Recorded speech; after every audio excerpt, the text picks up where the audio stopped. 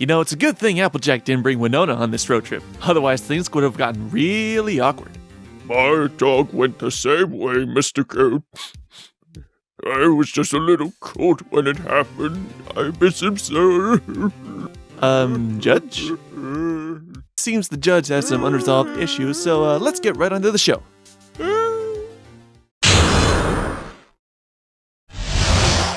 Pinkie Pie visits Twilight and discovers that she may be a relative of the Apple family. Hold it! How does one physics? Also, I find it interesting that Twilight has a sudden interest in genealogical research, a one-off event, or subtle research into the keys. Perhaps something pointed her in the direction of a past relative who may possess knowledge of it.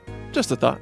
Pinkie Pie visits the Apples and goes on a road trip to discover her lineage at relative Goldilicious' home. Hold it! Nico, my cousin!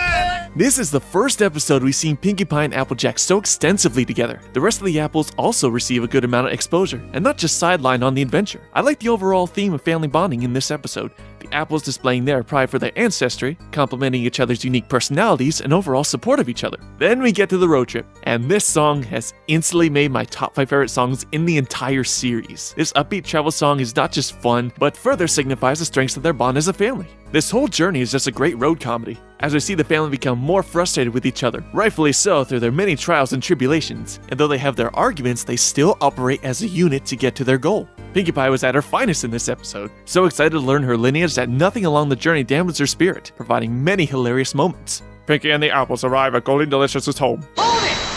Sorry, folks, we're closed for 2 weeks to clean and repair America's favorite family fun park. While the dialogue between the Apples came off as a little cliche, I like how they made the mature choice to allow Pinkie Pie the final decision on whether she wants to be an Apple after seeing all their disputes along the journey. I like how the revelation of Pinkie's lineage was left ambiguous. Had the name in Goldilicious' book clearly defined whether Pinkie Pie was an apple or not would have made the story more predictable based on its setup. So leaving it a mystery allows the audience to come to their own conclusions. This is also one of the few episodes this season where Pinkie isn't just written as a one-note random character. She was devastated at the revelation, to be always left knowing if she is or isn't true Apple blood, but took to heart in the fact that she is still accepted as an honorary member of the Apple family. As for Goldilicious, again, how does one physics?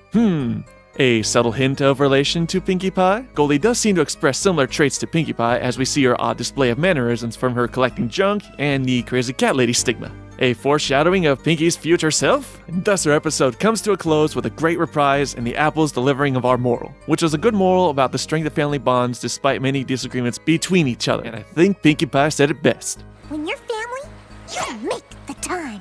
I didn't have much to say about this episode other than this was a fantastic Pinkie Pie and Applejack episode, and probably one of the funniest episodes this season. Also, you have to wonder, what horrors would one encounter riding a boat inside the most scariest cave in Equestria?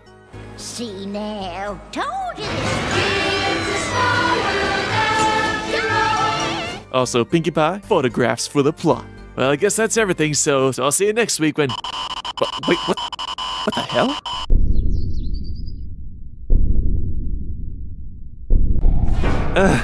I'm sure it's probably just a animation error. Yeah, that's it. Right, Judge? Judge? Oh, crap.